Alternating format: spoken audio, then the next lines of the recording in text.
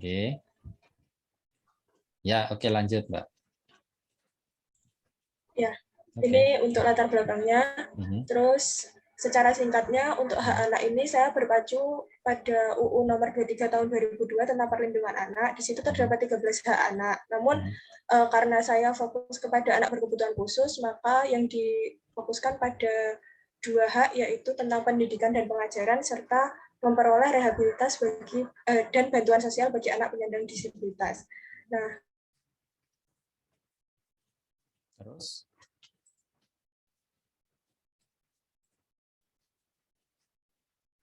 Halo. Saya rasa anak berkebutuhan khusus juga berhak untuk yang pertama, yang kedua tentang pandemi pengaruh terhadap sistem pendidikan dan cukup merubah cara pembelajaran. Ya, gitu. Terus yang ketiga itu tentang kesulitan beradaptasi. Saya sendiri di sini sekolah selama dari TK sampai SMP itu di sekolah bersama dengan anak berkebutuhan khusus. Nah, jadi saya cukup banyak tahu bagaimana kebiasaan dan tingkah laku anak berkebutuhan khusus selama saya sekolah itu. Nah, di sini saya menarik kesimpulan dari kesimpulan saya sendiri bahwa anak berkebutuhan khusus itu cukup sulit menerima hal baru.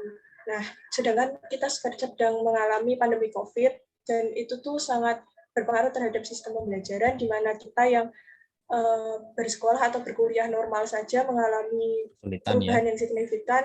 Ya, bagaimana dengan anak berkebutuhan khusus menghadapi persekolahan dan perkuliahan ini. Itu untuk latar belakangnya. Terus sebenarnya kalau untuk lokasi, saya awalnya berpikir untuk fokus pada satu tempat. Ini Mitra Ananda, ini ada di Colomadu, Pak, di dekat UMS. Ini ada Autis Center sama ada sekolahnya juga. Nah, selanjutnya itu untuk metode penelitian, saya sudah cukup banyak mencari metode, dan saya rasa untuk metodenya secara singkat saya menemukan metode kualitatif deskriptif dengan nanti tekniknya purposive sampling. Nah, itu karena saya berencana hanya untuk mengambil satu sekolah. Nah, tapi tadi dengar diskusinya Pak Wisnu sama Sida itu tentang untuk mengambil beberapa tempat, tidak hanya satu tempat, itu nanti mau saya tanyakan, Pak. Oke. Kira-kira gitu. Untuk penelitiannya nanti rencana saya mau mewawancarai guru-guru yang ada di SLB tersebut, wali murid, serta ada psikolog anak yang khusus, anak berkebutuhan khusus. Ya. Ya. Hasil penelitian yang diharapkan dapat menemukan standar kenyamanan ruang belajar dan bermain untuk anak berkebutuhan khusus selama pandemi berdasarkan analisa pada SLB Mitra Ananda. Ya, kira-kira begitu, Pak, kalau dari saya. Oke, baik Mbak Ifat ya. Jangan ditutup dulu, Mbak Ifat. Oh, okay. Yang pertama, idenya saya kira juga bagus ya. Saya mau oke, itu yang pertama. Jadi dan ini saya kira bisa dilakukan. Catatan saya adalah kalau melihat judul ini, itu kayaknya di bagian ini analisis fisika bangunan ini tuh agak tidak tepat dengan metode yang kamu pilih. Kenapa? Kira-kira? Kan kamu tadi bicara tentang metodenya adalah wawancara ya. Iya. Bagaimana kamu bisa melakukan wawancara itu untuk bicara tentang analisis fisika bangunan? Jadi kalau saya rencananya awalnya mau bertanya terkait bagaimana kenyamanan ruang yang ideal menurut orang-orang yang mau saya wawancarai. Tapi sebenarnya juga ada rencana untuk pakai alat-alat, mungkin pinjam dari lab, tapi masih rancu untuk metodenya itu, Pak. Nah, itu dia yang saya bilang. Sebenarnya ini harus sinkron. Kalau mau wawancara, ini nggak bisa untuk bicara tentang fisika bangunan. Kalau fisika bangunan, kamu harus tidak dengan wawancara. Jadi intinya adalah perlu ada metodologi yang tepat. Itu nanti bisa kita diskusikan atau nanti bisa kita pikirkan berikutnya. Yang ketiga adalah pada saat Mbak Ifat itu bicara begini, ini cara pola pikir ya. Ini teman-teman juga mohon diperhatikan. Pola pikir kita selama ini Mbak Ifat bukan satu-satunya, ya. Seringkali seperti itu, bahwa pada saat kita mau melakukan penelitian terhadap objek ini, terus kita sudah punya skenario bahwa saya mau menganalisis fisika bangunannya dulu. fisika bangunannya saja. Tapi adalah yang pertanyaan fundamental sebenarnya apa sih problem yang terjadi di dalam anak kebutuhan khusus ini di SLB Mitra Ananda itu. Paham yang arah pembicaraan saya nggak, Mbak Iva? Ya, paham, Mbak. Yeah. Kenapa? Karena jangan-jangan permasalahannya itu bukan pada fisika bangunan. Gitu loh. Ya, jadi ini saya kira nanti dulu aja. Ya, silakan Mbak Ifat nanti datang ke sana, lakukan observasi sekilas wawancara atau apa. Nah, kalau nanti sekiranya lalu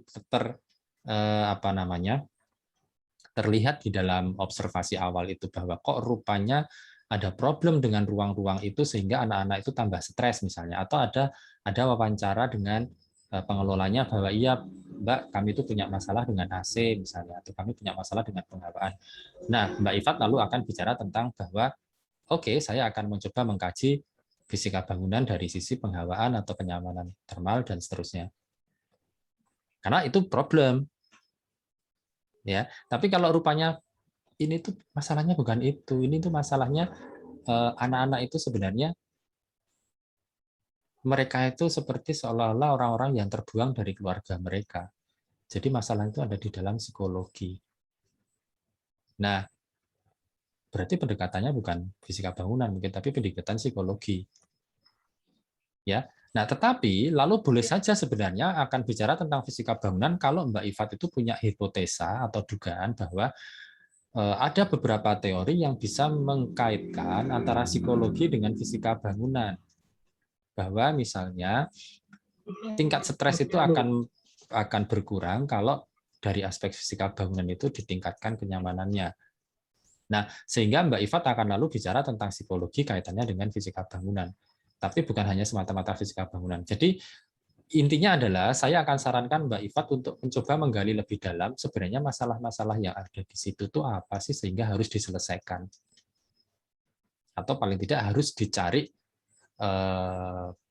penjelasannya gitu ya, tidak harus menyelesaikan tetapi boleh saja penjelasannya bahwa oh kenapa sih anak-anak itu stres, penjelasannya adalah bahwa kenyamanannya kurang, oh kenapa anak-anak itu tidak bisa belajar, oh karena mungkin daya dukung fasilitasnya kurang, oh apa dan sebagainya. Jadi jangan buru-buru dulu bicara tentang analisis fisika bangunan, itu kalau saran saya.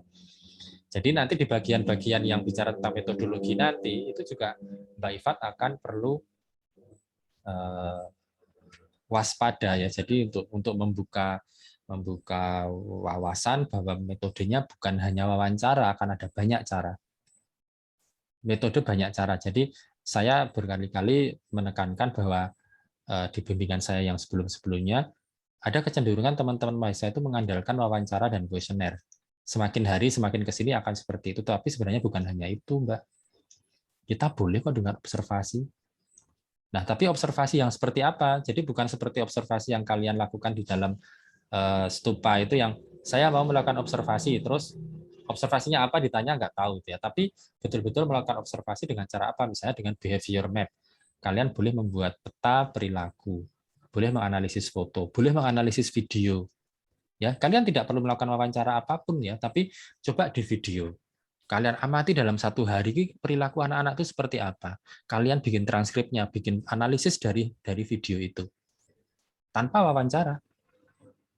Karena dengan wawancara kadang-kadang justru mereka menyampaikan hal-hal yang mereka ingin sampaikan, tetapi sebenarnya bukan itu yang ingin mereka sampaikan, atau apa yang mereka rasakan betulan. Gitu ya.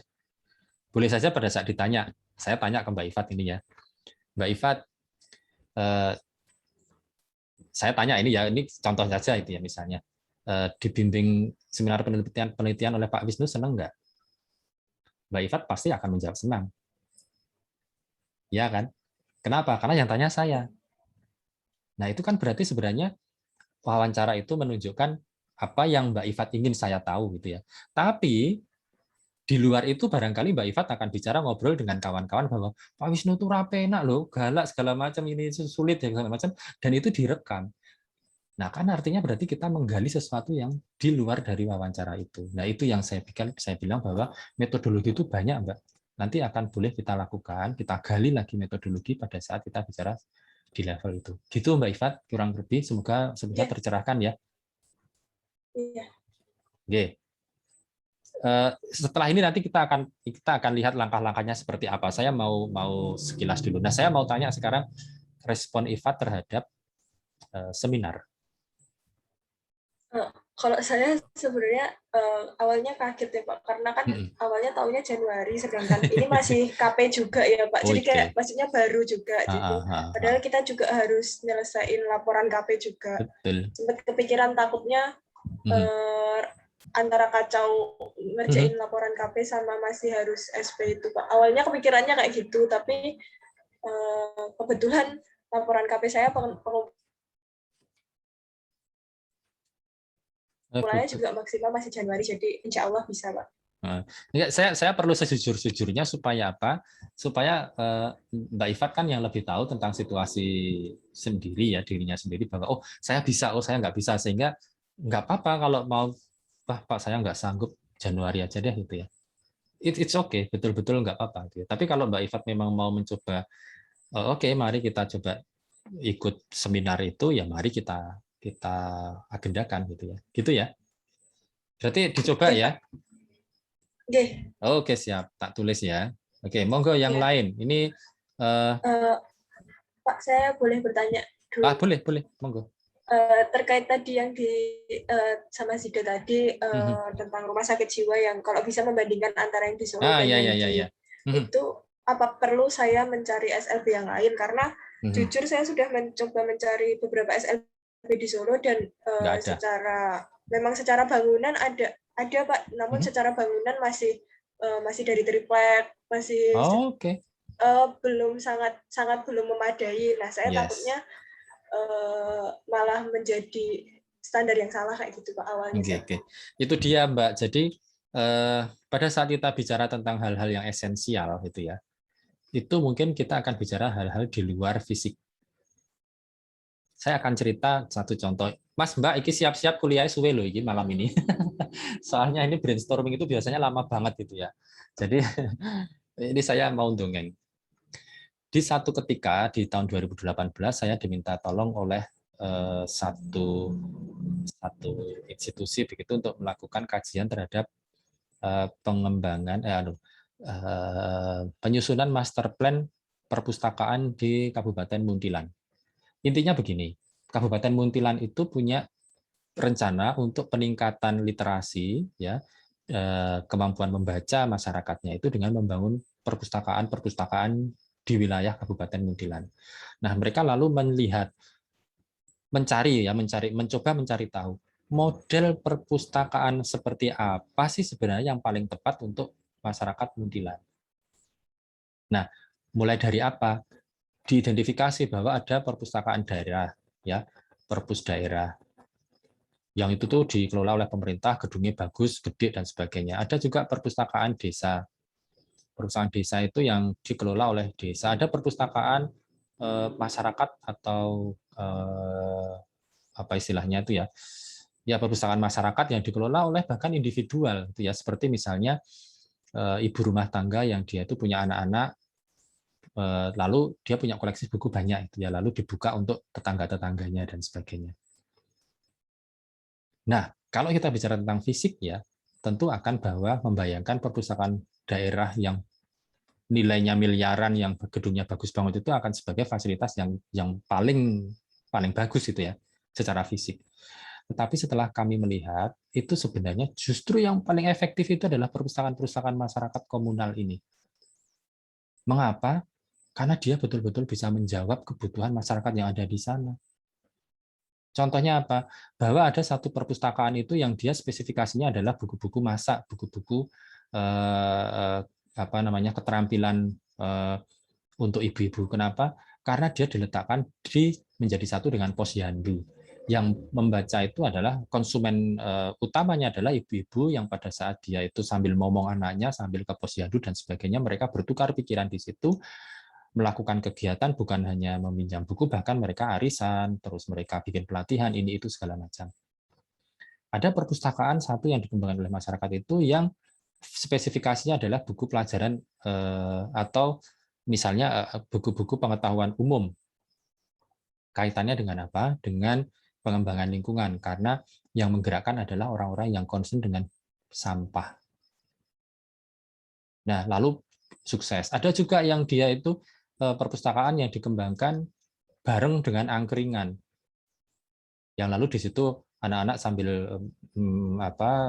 belajar itu ya, jenengannya sambil membaca buku itu, mereka sambil makan, angkringan itu disediakan wifi gratis segala macam di kampung, dikelola oleh masyarakat. Nah, itu artinya kita bicara beyond, di luar bangunan fisik, Mbak Ifat. Nah, kalau justru Ifat bisa menemukan hal-hal yang esensial seperti itu, bahwa sebenarnya esensinya itu bukan pada gedung, tetapi pada ikatan emosional antara buku dengan masyarakat, fasilitas dengan penggunanya. Ikatan itu yang justru mungkin akan lebih kuat. Ada perpustakaan satu yang datang saya ke sana itu, perpustakaannya tidak punya ruang baca yang khusus. Kenapa? Karena dia bikin ruang bacanya itu di atas pohon pakai bambu. Anak-anak suka bawa buku itu, dibawa naik menek ke gupon itu ya, atau rumah panggung itu, lalu mereka belajar di situ gitu ya. Pembaca kan menyenangkan ya untuk anak-anak, terus lalu duduk di bawah pohon jambu itu ya, dia sambil baca sambil metik jambu itu di atas pohon, itu kan menyenangkan. Nah, itu yang tidak ada di perpustakaan daerah. Ya, nah esensinya itu yang saya kira tadi ya saya bilang. Jadi sebenarnya Mbak Ifat, dalam konteks apakah itu perpustakaan, sekolah SLB-nya itu mau mapan atau tidak mapan, Mbak Ifat tidak perlu khawatir kalau memang akan mengambil lebih dari satu kasus. Ya, 2, 3 kasus, 4 nggak apa-apa. Yang penting adalah lalu apa yang akan dicari di dalam kasus-kasus itu. Nah, itu adalah catatan pertama. Catatan kedua saya tadi menyampaikan kepada Zida bahwa ada kemungkinan boleh saja dia tidak hanya bicara tentang satu kasus saja. Itu sebenarnya juga tidak harus. Kalau memang sekiranya apa yang akan dilakukan oleh Mbak Ifat dan Zida tadi itu sebenarnya cukup kompleks di dalam hanya satu kasus saja, it's okay. Silahkan. Tetapi kajiannya harus cukup dalam sehingga membuat situasi atau pemilihan SLB Mitra Ananda itu tuh menjadi spesifik gitu ya, bahwa kenapa SLB Mitra Ananda itu dipilih, ya karena ini adalah kasus yang khusus sekali yang dia tidak ada di tempat lain dan kajiannya itu sangat-sangat mendalam begitu. Ya, jadi hanya dengan satu kasus saja tapi kita bisa menjelaskan banyak hal. Nah, itu sebenarnya harapannya seperti itu, Mbak Ifat. Ya, jadi monggo nanti barangkali Mbak Ifat boleh saja mulai dulu dari SLB Mitra Ananda, ya, lalu nanti akan diskusi dengan mereka, lalu mungkin mereka bisa menunjukkan bahwa oh ya, kalau fasilitas yang serupa dengan ini tuh ada di sana, di situ dan sebagainya.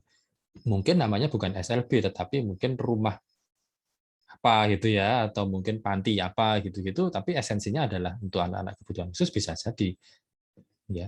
Karena yang mau dicari sebenarnya kan untuk pelayanan khusus untuk anak-anak kebutuhan khusus ini ya. Kalau saya sih begitu Mbak Ifat, jadi sebenarnya nggak harus ada 2, 3 segala macam. Intinya adalah kajian itu harus, kalau mau satu oke, tapi harus sangat-sangat dalam. Nah, itu kan lalu tergantung dari pertanyaan penelitiannya seperti apa. Nah, nanti kita akan sampai ke situ. Ya, saya mau mendengarkan dulu teman-teman nanti akan seperti apa. Kira-kira begitu Mbak Ifat, ada yang mau ditanyakan lagi? Ya Pak, cukup. Terima kasih Pak. Jelas saya ya? Cukup jelas. Oke. Saya jadi teringat, saya ada kawan di SLB itu Mbak, koncon pramek concong laju. Jadi nanti kalau perlu gitu saya kabarkan ke dia bahwa minta tolong ini Mbak Ifat nanti akan penelitian di situ biar nanti bisa dibantu oleh dia. Oke. Kalau perlu nek kowe iso mlebu dhewe ya wis ra apa-apa. Nek ada kesulitan-kesulitan nanti bilang aja, nanti saya akan pesankan ke dia. Mbak menawa nanti ada ketemu dengan dia, saya akan juga sampaikan itu. Gitu. Oke. Lanjut berikutnya Mbak, Mas, yang tadi mungkin ada beberapa yang terlupa. Monggo yang belum menuliskan NIM dan nama silahkan tuliskan di chat line ya. Nanti saya akan tinggal copy dan lalu akan saya catat. Oke. Selanjutnya tadi Mas apa mau sing dulu? Mas Acep ya? Atau mau Mas Iqbal dulu? Mas Iqbal, Diyaksa atau Mas Acep Wadidi, monggo mana duluan? Saya dulu nggak apa-apa, Pak. Siap, monggo Mas Acep. Ya. Kalau saya sebenarnya kan udah punya judul dua judul, tapi kebetulan karena kemarin yang pengumuman yang itu yang seminar internasional, setelah dipikir-pikir judul yang satunya tuh butuh waktu lebih. Oke. Coba dua-duanya disampaikan apa? Ke satu. Yang untuk sekarang tuh yang revitalisasi pasar tradisional ke sana, Pak. Revitalisasi pasar tradisional apa? Boleh loh kalau mau share screen sekalian, coba sinopsisnya di share screen boleh. Teman-teman yang lain juga boleh siap-siap kalau ada yang mau di share screen. Tapi kalau nggak siap share screen juga nggak apa-apa, disampaikan aja. Mas Acep ini tadi cuma Word doang, Pak. Nggak apa-apa. Siapa yang harus bilang harus pakai PowerPoint? Enggak, saya nggak bilang suruh PowerPoint. Ya. Pasar Kersana itu di mana? Di Brebes, Pak. Oh, di Brebes. Oke. Ya. Saya menduga inilah tak mau coba DWW ya. Ini ada di sana kira-kira pasarnya kurang ideal gitu ya. Iya, Pak. Terus Mas Acep akan membuat penelitian terkait dengan sebenarnya apa yang sih? Didasarkan pada perilaku gimana sih biar pasar itu kembali ramai, biar kembali diminati masyarakat. Sekarang sepi. Karena ya? Kan yang saya lihat tuh semakin kalah saing kayak sama Indomaret, Alfamart, sama mall yang ada di sana juga. Jadi untuk penelitiannya itu lebih ke perilakunya gimana biar orang-orang pada mau kembali lagi ke sana. Ya. Gitu, Pak. Kira-kira Mas Acep punya gagasan nggak kalau sekiranya menurutmu untuk membuat ini bisa lebih ramai tanpa harus melakukan penelitian? Ya untuk kasarnya sih dari yang referensi yang dibaca, satu hal yang harus diatasi dari pasar tradisional itu masalah organisasi ruang, penempatannya yang acak, terus kebersihannya, baunya juga kan. Kalau pasar tradisional identiknya kayak gitu. Itu yang gambaran awal saya. Iya. Iya, betul. Jadi, Mas, kalau kita akan bicara tentang penelitian yang itu kita itu bisa menelusurkan ya. Suaranya putus pada saya. Oh, putus. Sekarang jelas? Sekarang jelas? Masih kayak ada gangguan gitu di saya, kalau di saya. Di yang lain gimana? Yang lain gimana? Yang lain, Mas Mbak, suara saya di situ gimana? Sama, Pak. Kayak itu kayak ada gangguan gitu, Pak. Ada gangguan. Di mic-nya, Pak. Oh, di mikrofonnya sebentar. Ada apa ya? Sekarang masih ya? Udah. Sudah jelas. Hah? Udah? Udah, Pak. Udah oke. Ya, udah oke ya. Ya, baik, saya lanjutkan ya. Jadi ada tadi kebersihan, lalu ada organisasi ruang. Ya, terus ada apa lagi? Tata parkirnya juga, terus suasananya parkir, suasana dan sebagainya. Artinya hal-hal yang disampaikan ini kan sebenarnya kan adalah gagasan ya. Gagasan atau usulan, toh? Iya, Pak. Nah, dalam konteks penelitian ini bisa kita debat bahwa ini belum tentu betul. Belum tentu betul. Bahwa contoh ada beberapa pasar itu yang sudah bersih, sudah terorganisir, sudah parkirnya rapi, terang, masih saja sepi.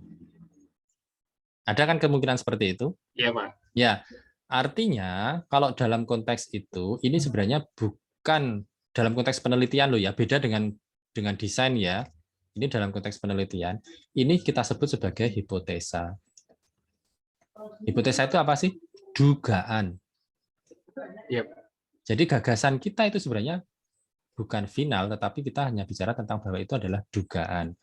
Nah, kalau itu nanti akan kita lanjutkan dalam penelitian, yang ini harus dibuktikan bahwa ini betul, ini betul, ini betul, ini betul. Atau mungkin yang paling pengaruh di pasar tradisional Kersana itu sebenarnya adalah masalah organisasi ruang.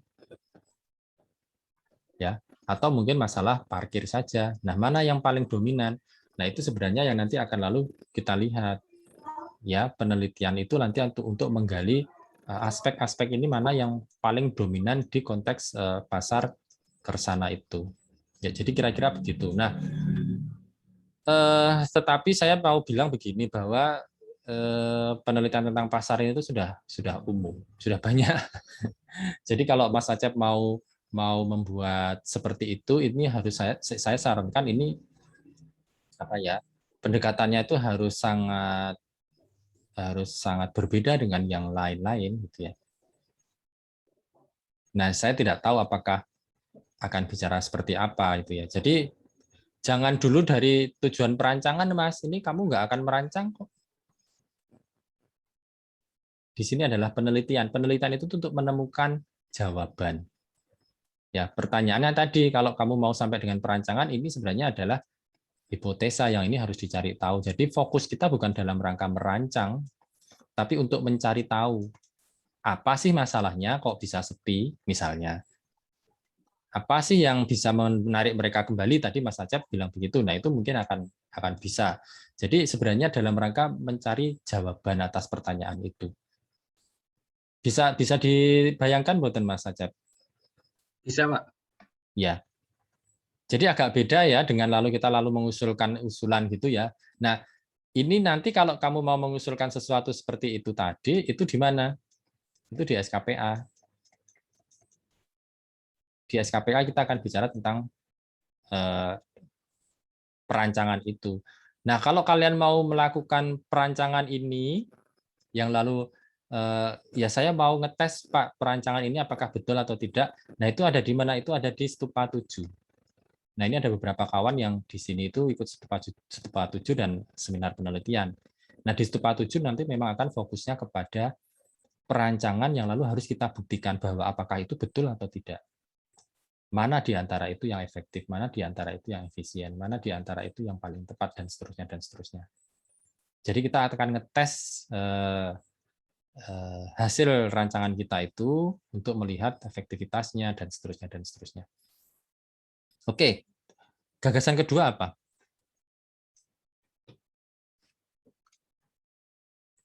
Mas Acep?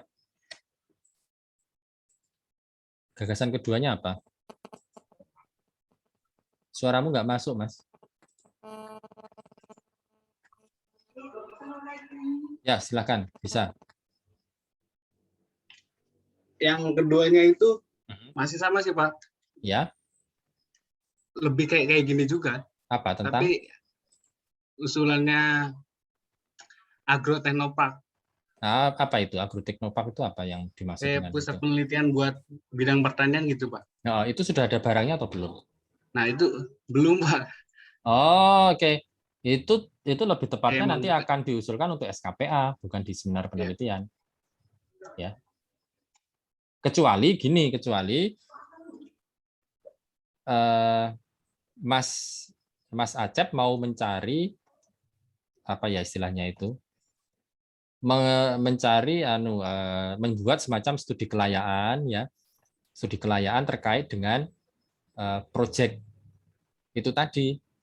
Nah, studi kelayakan itu berkaitan dengan apa? Misalnya berkaitan dengan jumlah usernya itu siapa saja, berapa orangnya, kajian ekonominya akan seperti apa, lalu misalnya kajian lingkungannya akan seperti apa, dan seterusnya itu boleh, ya. Tapi kalau bicara tentang penelitian yang lalu menghasilkan desain itu bukan di sini tempatnya, tapi di SKPA itu, oke? Oke, ya udah pasar ini aja ya, clear ya? Iya, Pak. Oke, terus kamu rencananya dengan seminar itu gimana? Tertarik, Pak. Tertarik? Apalagi kan melihat benefit yang didapat.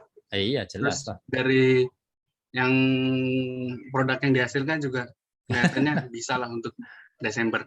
Karena hanya 10 halaman maksimal loh, bahkan mungkin 6 gitu ya, 6 sampai 10 halaman. Kan beda banget kalau kalian harus bikin 50 halaman kan. Oke, lanjut ya. Siap. Ada yang mau ditanyakan lagi Mas Acep? Mas Acep, boleh? Belum ada, Pak. Cukup ya. Baik, lanjut. Berikutnya saiki Mas Iqbal. Monggo Mas Iqbal. Setelah Mas Iqbal nanti Mas Daniel ya. Halo Pak. Oke, monggo. Mas Iqbal. Ya, mohon maaf Pak, saya nggak bisa nyalain kamera karena laptop saya nggak ada kameranya. Oke, siap, nggak apa-apa. Ya. Tapi aku rawuh aja munduran sayang. Mas Acep tolong di stop screen dulu. Stop share dulu. Gantian Mas Iqbal kalau mau share, monggo. Iya Pak. Mas Kalau Acep. saya punya 2 ide Pak yang kemarin tuh. Nah, Mas Acep dulu, Mas Acep stop share screen dulu Mas Acep. Wis langsung hilang acap ki. Halo. Gak apa Pak, saya nggak usah share screen juga. Oh, nggak saya share screen ya. Ya. Oke, silakan. Ya diceritakan aja. Kalau saya ide yang pertama itu ini Pak, saya mau meneliti dampak positif dari keberadaan RPTA. Apa? Kayak RPTA. RPTA itu apa? Ruang publik Pak, ruang publik buat. Ya. Nah itu saya mau meneliti itu dampak positifnya terhadap perubahan perilaku dan citra dari kawasan. Ya, studi kasusnya di RTPA Kalijodo Pak, Jakarta. Jakarta. Oh, kamu di Jakarta ya? Iya Pak. Itu tuh dulunya kan ini Pak, apa namanya, tempatnya itu kan sebelum jadi RTPA itu ini buat banyak tindakan kejahatan gitu Pak. Nah di situ saya mau meneliti apakah dari keberadaan RPTA itu sejauh mana dapat mengubah perilaku positif dan citra kawasan itu sendiri. Karena kan itu kan keberadaan di Kalijodo di Jakarta Barat. Nah itu tuh terkenal dulunya itu banyak kasus-kasus kejahatan gitu Pak. Jadi orang situ itu gitu. Ya saya tahu itu Kalijodo itu apa itu. Kamu mau ngomong malu kan? Ya. Oke, lanjut terus. Ya paling itu Pak. Yang pertama. Itu ya kepikirannya itu. Nah untuk yang kedua ini mungkin agak sulit Pak, karena tadi Bapak sampaikan kan agak sulit karena temanya tentang rumah sakit. Jadi hubungan dari konsep green building rumah sakit terhadap kondisi psikis dan kesehatan pasien Pak. Jadi sejauh mana sih konsep green building dari rumah sakit itu pengaruhnya terhadap kondisi psikis dan kesehatan pasien, apakah lebih baik atau bagaimana gitu. Mungkin itu Pak. Ini ada objek yang akan diteliti nggak? Kalau green building ini. Kalau yang green building ini yang saya tahu di Jakarta belum ada sih Pak. Green building rumah sakit belum ada ya? Adanya kalau searching itu di Surabaya. Surabaya ada. Oh, Surabaya ada. Dan kamu kayaknya nggak akan bisa sampai Surabaya kan? Iya, sepertinya sulit Pak. Ya oke. Ada yang lain yang mau disampaikan? Mungkin itu dulu Pak. Oke, baik. Yang pertama, gagasanmu itu dua-duanya bagus, ya, dua-duanya bagus. Yang pertama tadi tentang dampak ruang terbuka, saya kira untuk kasus Kalijodo ini akan menjadi menarik itu ya, karena kamu akan bisa betul-betul melihat apakah seberapa besar sih dampak. Mungkin bukan hanya ruang terbuka, Mas ya. Ini saya kira kamu boleh perluas sedikit, misalnya bukan hanya ruang terbuka di sana itu sebenarnya desain apa saja sih yang muncul gitu ya di dalam kawasan itu yang mempunyai efek paling besar dalam mengubah citra kawasan ini kan kira-kira begitu toh. Ya. Bisa jadi bukan ruang terbukanya tapi bisa jadi bangunan apa gitu ya. Atau bisa jadi bukan bangunan atau ruang terbuka tetapi misalnya fasilitasnya gitu ya misalnya. Nah, lalu kamu akan menggali itu kan kira-kira begitu. Ya, karena Pak, kalau ruang terbuka nanti seolah-olah bahwa betul-betul ruang terbuka saja yang mempunyai efek paling besar, padahal belum tentu itu. Atau kalau mau begitu, dibalik di dalam ruang terbuka itu elemen apa yang mempunyai citra paling positif gitu ya? Apakah itu landmarknya, apakah itu kursinya, apakah itu tempat sampahnya atau apa itu ya dan sebagainya. Jadi ini saya kira kalau saya boleh mengusulkan itu Mas. Paham ya yang saya maksud ya? Paham Pak. Okay. Karena kalau ruang terbuka, kenapa ruang terbuka saja itu ya itu seolah-olah itu sudah bahasa kesimpulan bahwa memang ruang terbuka punya efek yang paling besar di situ, padahal belum tentu. Jadi ada itu. Itu yang pertama. Yang kedua, yang rumah sakit ini green building terhadap kondisi psikis pasien ini juga saya kira bagus. Tapi kan kendalanya kan pada situasi bahwa rumah sakit dengan konsep green building juga di Jakarta kayaknya belum ada kan?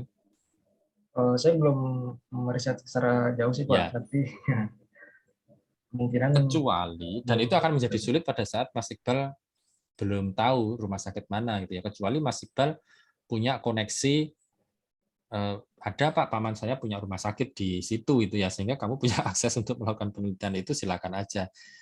Tetapi bukan berarti tidak mungkin. Kenapa? Kalau itu terjadi seperti itu, ya.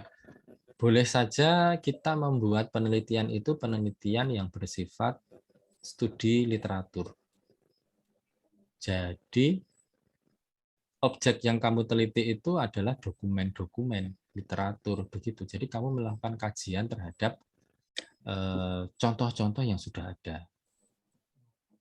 Tanpa lalu kamu harus melakukan kunjungan langsung kepada site itu, lokasi itu.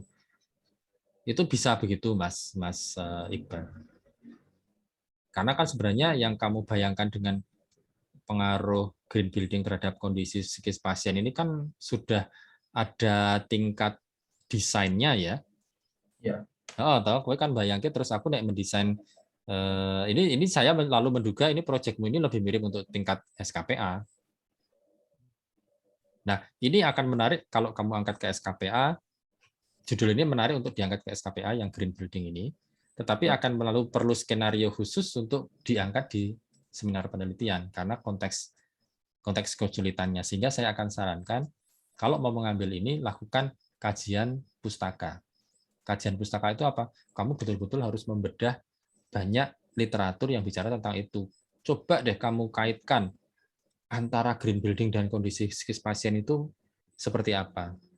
Ya, mungkin di buku-buku itu ada yang bilang bahwa nggak ada hubungannya, tapi ada buku tertentu yang dia bicara tentang hubungannya sangat kuat. Nah, kamu mendiskusikan itu, nah itu adalah kajian literatur. Nah, kalau kamu memutuskan itu, lakukan. Bisa itu. Jadi kamu malah nggak urus survei. Kamu surveinya ya hanya cari literatur di internet. Oh iya. Kalau dari Bapak sendiri lebih baik yang saya akan tanyakan kembali kepada kamu mana yang kamu lebih mantap. Karena yang akan jalanin kamu. Kalau saya dua-duanya senang. Oh iya. Oh. Kenapa saya akan tanya lagi kepada Mas Mas Iqbal, karena yang akan melakukan ini nanti adalah Mas Iqbal. Saya akan tanya yang mana yang menurutmu paling ini. Nah, saya tanya dulu, kira-kira apakah kamu sudah punya bayangan nanti SKPA akan seperti apa belum? Kalau dari saya sekarang belum ada, Pak. Belum ada. Ya. Atau kamu lebih suka dengan bangunan yang rumah sakit atau ruang terbuka? Kalau saya dua-duanya suka sih, Pak. Oke. Kalau ini untuk apa namanya? Untuk proyek SKPA itu akan lebih menarik yang rumah sakit. Oh. Karena bangunan. Ya. Kalau kamu bikin SKPA atau studio itu desainnya adalah ruang terbuka, itu kalau bimbingan saya nggak akan setujui. Kenapa? Karena kalau SKPA atau studio itu outputnya hanya membuat taman, itu saya nggak mau. Karena ini adalah arsitektur, jadi harus bikin gedung itu ya, harus bikin bangunan. Walaupun itu bangunannya itu hanya 2 lantai atau apa, tapi kalau membuat taman hanya membuat kursi, desain lampu itu saya nggak mau. Nah, dalam konteks SKPA itu ya, tapi dalam konteks penelitian itu lain cerita. Nah, dua-duanya bisa dilakukan tapi dengan skenario yang berbeda. Nah, kamu mau yang mana? Gitu. Kembalikan ke Mas Iqbal.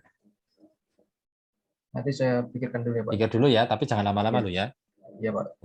Oke, baik, lanjut. Pak, Mas mau Dania, tanya, Pak. monggo silakan. Tadi yang untuk yang Kalijodo tadi, kan ada suruh mengevaluasi selain ruang terbuka ada objeknya ya, Pak. Ya. Itu perlu ditambah di judul ya, Pak ya. Oh iya, judul kamu nggak perlu risau, Mas. Itu nanti judul itu belakangan berubah, boleh, nggak ada masalah. Tapi yang paling penting adalah esensi dari masalah yang ada di sana itu apa, itu harus tertangkap dulu. Oke. Jadi bahkan nanti pada saat mau submit itu kita harus membaca ulang tulisan kita, lalu direfleksikan kepada judul, apakah judulnya itu sekiranya itu mewakili tulisan isi penelitian kita atau enggak. Kalau enggak, kita ubah judulnya itu di very last minute. Gitu ya. Baik, Pak. Oke, lanjut. Mas Daniel sekarang, nanti setelah ini Mas Imam. Monggo, Mas Daniel. Monggo kalau ada yang belum menuliskan absen, ada kayaknya Mas apa iki mau?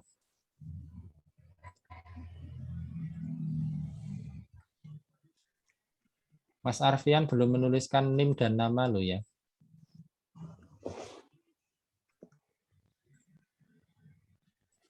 Yuk, monggo Mas Daniel. Assalamualaikum, Pak. Waalaikumsalam, monggo. Untuk SP saya mengambil satu judul saja, Pak, yaitu sudahkah desain pasar sore Karangrandu ramah difabel? Karena saya sudah sering ke pasar sore Karangrandu, di sana itu tempatnya sangat kurang ramah difabel. Dan pengunjungnya itu untuk difabel juga sangat banyak, Pak. Makanya saya angkat menjadi judul SP kali ini. Oke. Di sana banyak, itu aja ya Mas ya? Kita diskusi langsung ya? Itu saja toh? Oke. Ya. Kita langsung ngobrol aja. Kenapa di sana bisa banyak difabel pengunjungnya? Karena itu di pasar sore Karangrandu itu pusat kuliner untuk daerah Jepara, Pak. Hubungannya apa Jepara karo difabel? Jadi para pengunjung itu dari semua penjuru ada yang difabel juga pada datang gitu, Pak, untuk menikmati kuliner di sana. Oke. Nah, pertanyaanmu kan tadi begini, pertanyaanmu bicara tentang apakah fasilitas yang ada di pasar sore itu sudah nyaman secara difabel atau belum gitu, tak? Iya, Pak. Dan menurutmu apa sekarang jawabannya? Menurut saya belum, Pak. Belum. Fasilitas penjelasannya belum. Oke, baik. Kalau pertanyaan itu bisa kamu jawab dengan tanpa melakukan penelitian, berarti gue rasa perlu penelitian di situ. Berarti pertanyaan penelitianmu salah, keliru. Objekmu betul, tetapi caramu mengambil angle penelitian itu, mengambil topik yang harus diteliti itu tidak tepat. Jadi sorry, aku ngomong mungkin terlalu belak-belakan ya, saya bilang begitu. Maksud saya supaya kalian mudah membayangkan. Nah, lalu justru yang harus dibalik itu sekarang begitu, Mas. Ada konflik sekarang. Bahwa kamu sudah tahu di sana itu tidak ramah difabel, tapi secara di sisi yang lain, kok banyak kaum difabel datang ke sana? Ayo, ada apa di balik itu? Nah, itu yang harus mungkin justru akan bisa kamu cari. Ya, misalnya motivasi difabel untuk datang ke situ apa secara spesifik. Atau lalu kamu akan bisa membuat, nah ini yang lalu akan mungkin bisa dikaitkan dengan kita bicara tentang research based design ya. Kamu boleh melakukan uji coba, Mas, kepada difabel itu bagian mana sih di antara sekian banyak kawasan atau ruang di pasar sore itu yang paling ramah difabel. Bagian mana yang paling tidak ramah difabel? Metodenya seperti apa? Ajak aja orang-orang difabel itu untuk jalan di situ, mereka suruh menilai. Yang melakukan assessment bukan Mas Daniel. Mas Daniel kan tidak difabel. Ya, yang melakukan itu adalah orang-orang difabel itu yang diminta untuk menilai. Nah, itu masalah metode. Ya, tapi kalau Mas Daniel itu mau mencoba melakukan penilaian, boleh. Mas Daniel harus berpura-pura menjadi orang difabel. Caranya gimana? Ya, coba Mas Daniel bawa kursi roda di sana. Kamu melakukan itu dengan kursi roda, kamu yang naik kursi roda, kamu yang akan menilai itu. Dari perspektif itu. Atau kamu mencoba menjadi sebagai seorang tunanetra. Kamu tutup matamu itu, kamu pakai tongkat tunanetra itu. Kamu jalan di sana. Bisa nggak kamu mengenali itu? Tapi kan itu belum tentu akan bisa mencerminkan apa yang dibutuhkan kamu difabel. Kenapa? Karena Mas Daniel itu kan orang yang tidak tunanetra, mohon maaf ya. Sehingga sensitivitas terhadap ruang itu berbeda dengan orang-orang tunanetra yang mereka punya sensitivitas raba itu jauh lebih peka daripada kita. Mereka nyenggol sedikit aja pakai tongkat, menyenggol sedikit aja dia tahu bahwa ini apa itu ya. Kita mungkin tidak sesensitif itu. Nah, pertanyaan penelitian menjadi berbeda. Itu Mas Daniel. Paham yang saya maksud ya? Ya. Oke. Jadi pertanyaannya bukan apakah ini tempat ini nyaman secara difabel atau tidak. Wong itu jelas orang nyaman kok. Nah, sekarang digali pertanyaan yang lebih jauh daripada itu. Nah, ini yang saya akan tanya ke Mas Daniel, apa pertanyaan penelitian itu? Tidak harus dijawab sekarang, ya. Ya, Pak. Tapi kowe kudu ngomong, kamu harus mencari apa sih sebenarnya yang menarik dari sini. Nah, apa yang menarik itu kita bisa melihat dari sisi tadi pada saat kita melihat ada suasana yang kontradiktif. Bahwa contohnya jelas-jelas kawasan ini tidak ramah difabel, tetapi kok banyak orang difabel datang, itu kan kontradiktif. Nah, itu berarti ada pertanyaan. Ya, tapi kalau sudah jelas di sana tidak ramah difabel, tapi di sana juga nggak ada difabel yang datang, ayo wis ra masalah nek ngono. Oh tuh. dan tidak nyaman, ya sudah nggak ada masalah itu ya. Nah, tapi kalau di situ lalu banyak difabel, lalu tempat ini padahal tidak nyaman, kamu boleh menggali apa sih yang dibutuhkan oleh orang-orang difabel itu untuk memperbaiki situasi yang ada di sana. Atau aku bisa melihat apa sih sebenarnya yang disukai dari orang-orang difabel itu dari lokasi itu. Atau apa dan sebagainya. Gitu kira-kira? Ya. Jadi dicari konfliknya apa? Ada pertentangan informasi apa dan segala macam. Ini saya kira hampir mirip dengan apa yang disampaikan tadi oleh Mas Acep ya. Pasar mau siapa Mas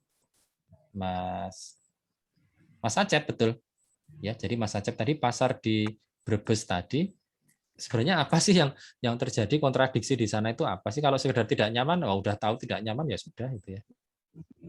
Tapi kalau misalnya itu tidak nyaman, pasarnya becek, terus uyuk-uyukan, jalannya tempatnya sempit, kok bisa rame banget? Nah, itu kan menarik. Tapi kalau tempatnya udah becek, sempit, gelap, sepi, ya wis jelas itu sebabnya sepi. Mau kok sepi kenapa, ya antara lain mungkin karena faktor-faktor itu. Nah, kalau itu mau diterangkan, dibuat menjadi desain yang lebih baik, nah pertanyaannya apakah itu akan sukses? Nah, begitu. Nah, lalu itu yang akan kita teliti, apakah faktor itu akan memberikan dampak yang positif atau tidak terhadap perbaikan pasar dan seterusnya. Jadi cara mengambil penelitian pertanyaannya seperti itu kira-kira. Gitu Mas Daniel, ada yang mau disampaikan? Ya Pak, cukup Pak. Cukup jelas ya? Ya. Oke, tentu saja Mas Daniel yang harus mencari tahu pertanyaan penelitiannya itu apa. Yang paling tepat di sana. Oke, lanjut Mas Imam. Setelah Mas Imam, terima kasih Pak. Sama-sama. Setelah Mas Imam, Mbak Nadia. Mas Saktiasa Gilang, mohon dituliskan NIM dan nama di chat line supaya saya bisa langsung copy paste aja di daftar hadir. Monggo. Mas Imam. Malam Pak. Malam. Yuk. Untuk judul yang saya angkat itu mungkin analisis kebutuhan rumah untuk millennials. Jadi sebenarnya ini kayak berangkat dari permasalahan saya sendiri. Saya merasa apakah saya itu bisa nggak sih beli rumah atau bikin rumah di masa depan. Terus habis itu saya cari apakah ini benar-benar masalah atau enggak. Ternyata dari pihak Badan Pusat Statistik BPS gitu, ketuanya itu bilang ada sekitar 81 juta millennials yang menunggu untuk dirumahkan. Untuk mempunyai rumah maksudnya? Iya. Jadi saya mulai kepikiran, jadi kalau andaikan untuk bikin rumah tuh mungkin rumah yang seperti apa, dan ya, apakah betul. untuk millennials ini apakah butuh rumah atau enggak, karena memang kan untuk mobilitas sendiri tuh millennials itu kan kayak cukup tinggi mobilitasnya gitu Pak. Ya, betul. Karena urbanisasi segala macam gitu, apakah mungkin selamanya mereka bakal hidup di kos atau bagaimana? Jadi mungkin saya pengen dari keresahan itu gitu Pak. Ya, oke. Itu seperti itu Pak. Sebelum saya lupa, saya tak balik lagi ke Mas Danial ya. Maaf Mas Imam tak potong lagi. Mas Danial, monitor. Ya, Pak. Saya mau tanya terus komenmu terhadap seminar gimana? Baik Pak, insya Allah siap Desember Pak. Desember ya, oke baik. Ya, Pak. Terima kasih. Lanjut Mas Imam.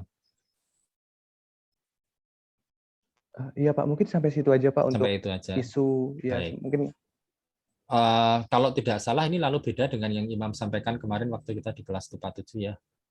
Iya benar Pak, karena kemarin tuh saya pikir-pikir tuh untuk kesenjangan sosial dan segala macam itu kayak menurut saya itu nggak bisa diselesaikan dengan desain gitu Pak. Karena kemarin tuh kayak dapat obrolan kebanyakan arsitek itu melayani untuk kaum yang seenggaknya berduit, dan berduit itu kan seenggaknya untuk kaum menengah ke atas gitu Pak. Lah untuk yang seperti milenial sini kan ya penghasilan nggak ada, ya mungkin agak susah gitu, dan untuk kedepannya itu bakal gimana itu kayak suatu yang perlu menurut saya ini kayaknya perlu diteliti gitu ketimbang untuk melihat fenomena di sekitar yang tentang kesenjangan sosial itu Pak. Ya.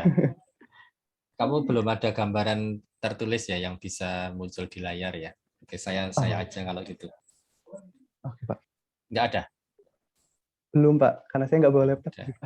Oke, saya aja ya kalau gitu ya, tak share screen ya biar bisa coret-coret. Oke.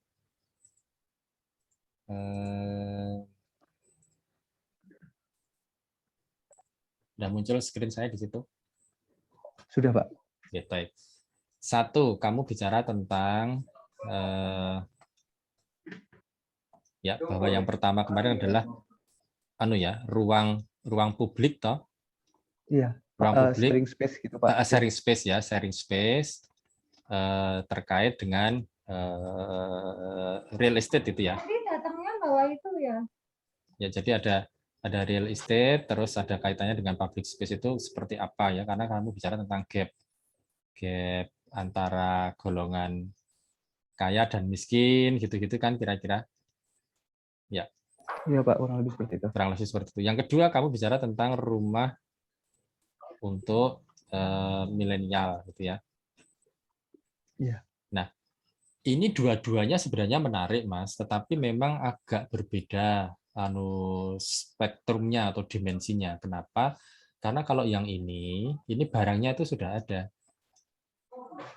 Ya kan? Jadi ya, ada bahwa gap antara kaya dan miskin itu terjadi. Nah, yang kamu mau lihat itu kan sebenarnya peran sharing space ini, ruang di antara dua itu tuh seperti apa sih dalam menjembatani masalah kaya dan miskin itu, atau antara kelompok-kelompok sosial ekonomi atau sosial budaya itu apakah efektif tidak sih menjadi media yang menyatukan mereka, kan kurang lebih seperti itu, Mas. Iya, Pak. Iya, yang pertama dulu seperti itu. Nah, ini barangnya sudah ada, kamu tinggal mencari efektivitas ruang ini. Apakah betul-betul bisa melayani itu? Tetapi kebutuhan terhadap sharing space ini mungkin belum tentu sama antara orang kaya dan miskin, bahwa mereka bisa jadi ternyata bilang, saya nggak merasa ada ikatan apapun gitu ya terhadap kelompok orang yang orang-orang dari kelompok yang lain gitu ya, walaupun sudah ada sharing space, tapi boleh saja mereka bilang bahwa oh iya, itu saya punya sahabat banyak dari kelompok sosial yang lain dan sebagainya. Intinya, Mas, pertanyaanmu itu adalah pertanyaan yang hipotetif, yang hipotesanya itu pertanyaan yang lebih apa ya istilahnya itu spekulatif, yang kita akan bisa bicara tentang hipotesa tadi, bahwa intinya itu adalah ruangnya itu ada, kasusnya ada, tetapi kebutuhannya mungkin belum tentu ada, dan kamu akan mencari tahu itu. Itu secara umum akan lebih mudah dicari. Tetapi untuk kasus rumah milenial ini kebutuhannya ada, tetapi juga barangnya itu belum ada sekarang. Yang kamu lalu harus mencari itu. Nah, ini yang tantangannya akan lebih besar. Karena kamu bukan hanya bicara tentang definisi dari kaum milenial, tetapi kamu akan bicara tentang definisi rumah untuk kaum milenial itu apa. Nah, iya. Nah, kan ini definisi ini kan belum ada, yang kamu lalu harus menyusun itu. Ide ini saya kira bagus sekali ya. Tergantung sekarang cara Mas Imam untuk menyusun metodologinya nanti seperti apa. Kalau bayangan saya begini, kamu harus menyusun dulu definisi dari kaum milenial itu seperti apa. Apakah betul mereka itu adalah orang-orang yang tidak punya uang? Belum tentu loh, Mas. Orang-orang milenial itu sekarang bekerja dengan cara yang istimewa, yang orang-orang di luar masa milenial itu tidak lakukan. Kamu pernah nggak melihat nama-nama profesi yang namanya YouTuber, profesi yang namanya selebgram? 10 tahun yang lalu ada nggak? Enggak, Pak. Nggak ada. Bahkan 5 tahun yang lalu mungkin nggak ada, yang sekarang itu baru akhir-akhir ini ada. Dan muncul tiba-tiba orang-orang kaya baru yang kerjanya itu dari rumah doang. Mereka nggak kemana-mana. Sehingga orang-orang tangganya itu kadang-kadang sampai bilang, itu sih Mas Imam itu ngingutuyol loh. Karena nggak pernah keluar rumah tapi kok bisa kaya raya itu ya. Sekarang banyak terjadi seperti itu. Nah, kamu harus mendefinisikan dulu kaum milenial itu siapa, ada berapa golongan. Mungkin ada orang-orang kaya yang kebutuhannya itu, saya rumah akan menjadi tempat bekerja juga gitu ya, karena mereka bekerja dari rumah. Seperti saya sekarang ini kerja dari rumah itu all the time gitu, atau most of the time gitu ya. Tapi ada orang-orang yang membutuhkan rumah hanya sekedar untuk tempat istirahat karena mereka kerja di kantor dari pagi sampai malam gitu. Orang-orang Jakarta begitu kan? Iya. Ya, makanya mereka bisa tinggal di apartemen yang ukurannya itu hanya kecil sekali, 10 meter persegi aja. Kenapa? Mereka kalau rumahnya besar-besar nggak sempat mau bersihin rumah juga nggak sempat gitu ya. Ada golongan A, ada golongan B, ada golongan C, mungkin yang lain-lain ada golongan D, dan terakhir adalah golongan yang nggak punya uang yang kamu sebutkan tadi. Nah, kamu mau bicara yang mana? Orang kaum milenial itu milenial yang mana? Nah, Mungkin mungkin untuk range-nya itu sekitar dari 25 sampai 32 gitu, Pak. Udah umur gitu, Pak. Dari tapi usia untuk golongan tapi untuk golongan strata sosialnya itu sebenarnya saya pengen nyorotin yang kaum menengah ke bawah gitu, Pak. Karena memang kalau mau seperti itu harus diperjelas. Menengah ke bawah juga kan macam-macam gitu ya. Iya. Ya, itu harus diperjelas nanti di dalam batasan penelitianmu itu. Saya kira itu. Ya. Nggak ada masalah. Saya hanya ingin menjelaskan bahwa spektrumnya nanti akan luas, kamu harus membuat definisi itu dulu. Nah, yang kedua, setelah itu terjadi, kamu bisa memberikan klasifikasi itu, kamu lalu akan harus mendefinisikan kebutuhan rumah setiap golongan itu.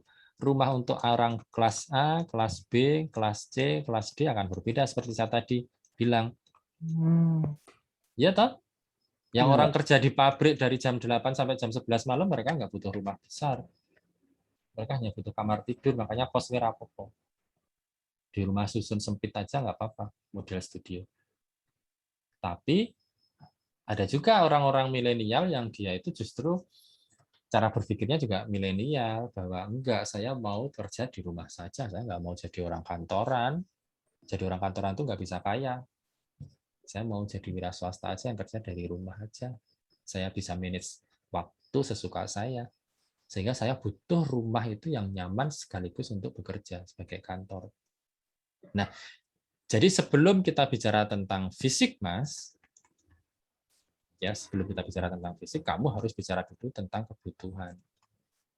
Ya, sekali lagi saya akan bilang di sini bahwa kamu akan ada punya beberapa pesan di sini. Satu tadi bicara tentang tipe orangnya, yang kedua tentang kebutuhan dari tipe itu, ya.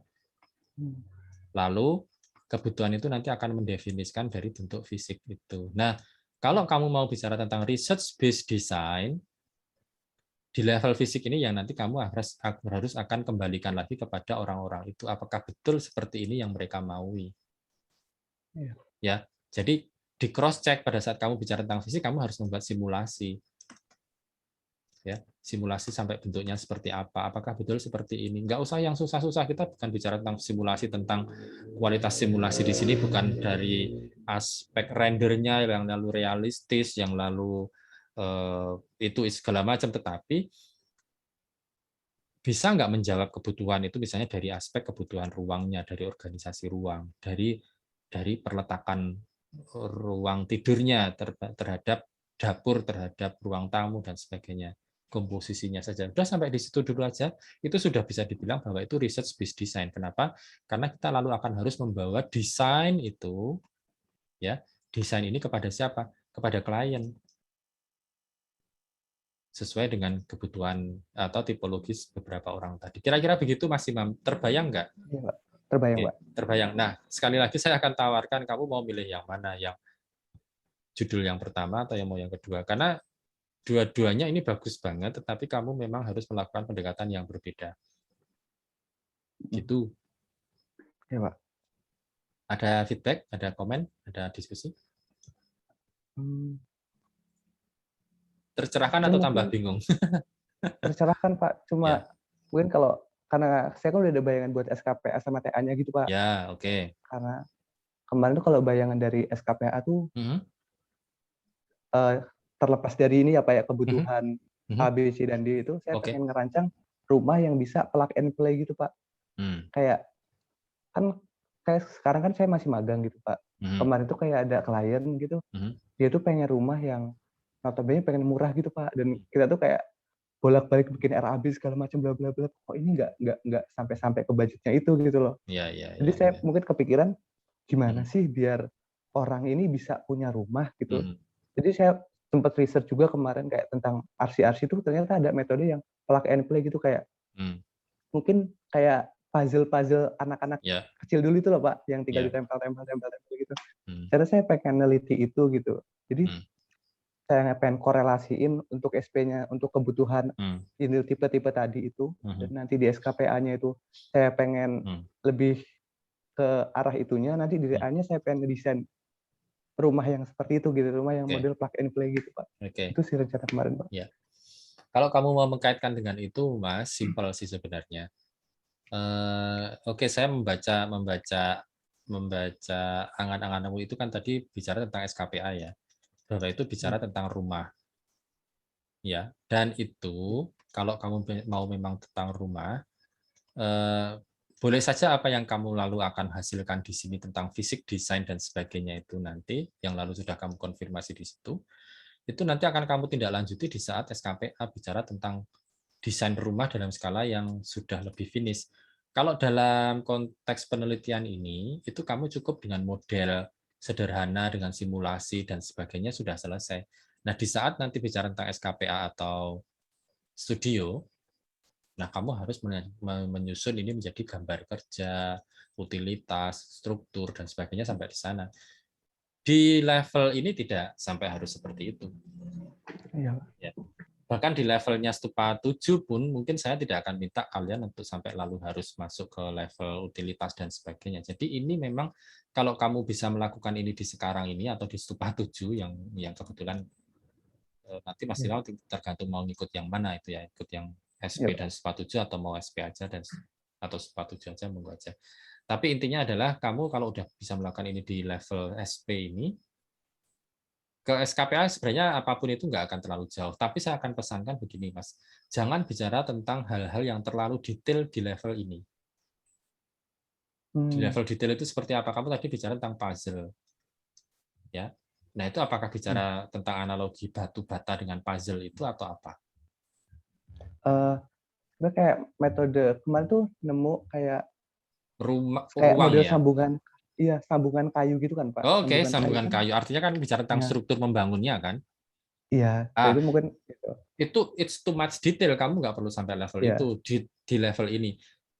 Kalau kamu mau bicara tentang ini, level detail seperti ini yang puzzle plug and play ini tadi, penelitian itu mau sampai di sini, udah kamu pakai penelitian itu levelnya di sini aja.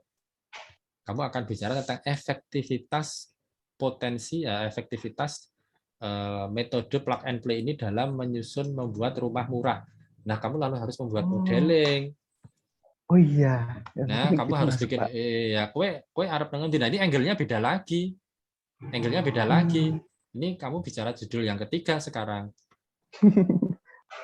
Banyak lagi. Ya. Jadi kamu lalu bicara tentang metode menyusun rumah murah.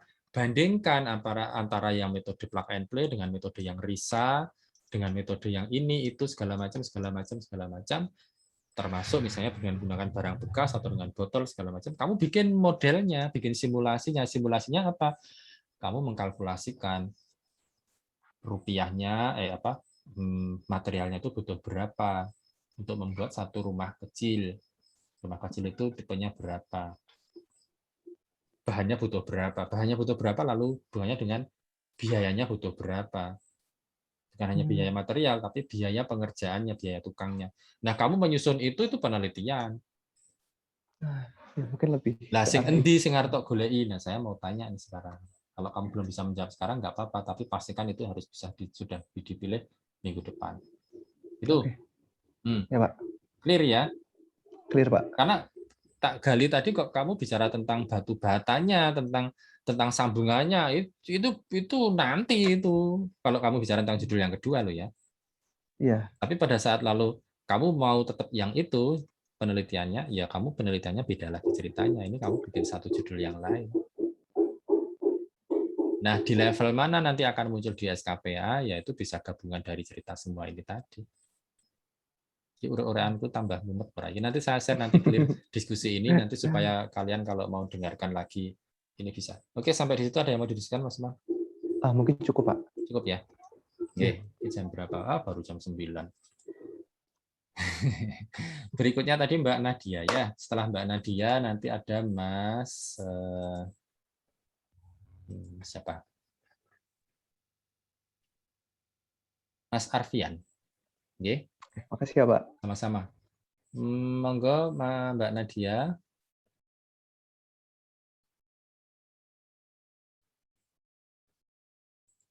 Halo Mbak Nadia. Ya, sekali lagi ini Mas Saktiasa Gilang, mohon bisa membantu saya menuliskan nama di chat line, Mbak. Ya, saya bisa ngetik sendiri sih kalau memang nggak bisa, tapi ini maksudnya nggak respon dipanggil. Halo. Bukan Mbak Nadia sudah siap?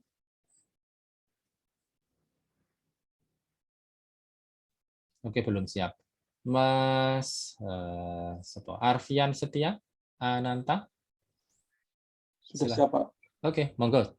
Saya tunggu ceritanya. Assalamualaikum, Pak. Selamat malam.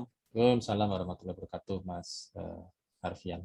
Selamat malam. Sebenarnya ini stupa yang mengulang ya, Pak. Oh iya, toh. SP yang kemarin juga sama Pak Wisnu, tapi oh iya kah? Enggak. Iya. Alah, saya sampai nggak ingat loh, Mas. Kok yang menghilang di tengah jalan. Hilang di jalan ya karena kemarin materi saya susah juga. Saya juga karena saya ini juga sambil bekerja, Pak, jadinya tumpuk-tumpuk jadinya pusing. Karena kalau topik saya yang kemarin itu berhubungan bagaimana apa itu analisa dampak sosial hubungan masyarakat di suatu perumahan. Setelah saya pikir-pikir lagi, materi itu sangat sulit karena itu berhubungan dengan personal, bukan berhubungan dengan desain, tapi berhubungan dengan individu. Makanya ini SP saya ganti. Intinya tetap perumahan, tapi saya membahas analisa dampak lingkungannya. Analisa dampak lingkungan suatu perumahan. Karena ini nanti ada hubungannya tentang bagaimana kita merancang suatu bangunan yang ramah terhadap lingkungan, mulai dari proses pembangunannya, dan kemudian proses perawatannya setelah rumah itu jadi, bagaimana cara dia mengelola lingkungannya tersebut. Karena pedoman-pedoman dalam upaya pemantauan lingkungan ini itu ada banyak pedomannya seperti pasal-pasal dari Permen, Perpu, peraturan dari Menteri Lingkungan Hidup, dari PUPR itu banyak sekali. Kalau saya cari itu banyak sekali. Dan yang mendasari saya membuat ini adalah sebenarnya ini itu kita tidak usah berbicara jauh-jauh mengenai arsitektur hijau. Kalau semua perumahan, semua bangunan yang kita miliki di Indonesia sekarang menaati semua peraturan ini, sudah mengikuti persyaratan itu semua ya? Iya, ya, saya rasa kerusakan lingkungan dan dampak polusi ya? bisa diminimalisir. Setelah saya cek kan banyak perumahan, banyak bangunan yang tidak menaati KGB, tidak menaati pengolahan limbahnya, nah itu yang menjadi masalah. Jadi saya di sini ini adalah tahap awal dari ada arsitektur hijau. Ini adalah tahap awalnya bagaimana arsitektur itu sebenarnya seperti ini loh dasarnya itu. Ya, itu adalah dasar saya dalam melakukan penelitian ini, Pak. Cukup itu saja? Ya, cukup itu saja, Pak. Oke, baik. Bagus, idemu bagus ini ya. Saya kira ini sangat-sangat menarik bahwa intinya kalau saya mencoba mengklarifikasi saya sendiri ya, yang saya tangkap dari yang disampaikan Mas Arfian tadi. Mas Arfian ingin melihat perumahan-perumahan itu sebenarnya dampak terhadap lingkungan itu sejauh mana sih itu kan? Karena sudah ada panduan. Nah, kalau saya tanya ke Mas Arfian sekarang, apakah Mas Arfian membayangkan perumahan mana yang akan dikaji? Sudah. Di mana? Ini Gria Mirai Pratama. Kalau nggak Gria Mirai Pratama, nanti ada satu rumah lagi yang bisa saya teliti. Di mana itu? Kalau nggak, saya bikin baru, mulai dari kita cari sertifikat tanah milik orang, yang mungkin kita minta izin, terus kita bikin setbannya, kita bikin bagaimana proses merancangnya yang sesuai standar itu.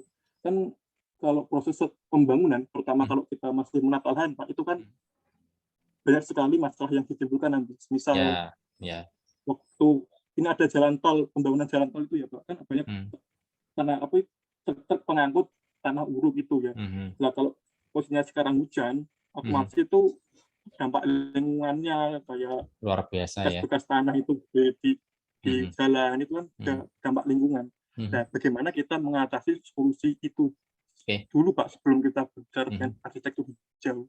Menurut saya seperti itu. Baik. Tak klarifikasi dulu Mas, kalau kamu harus selalu membuat site plan dari sebuah tanah yang baru segala macam itu levelnya sudah sebenarnya mirip dengan SKPA. Karena sudah sampai ke desain. Ya.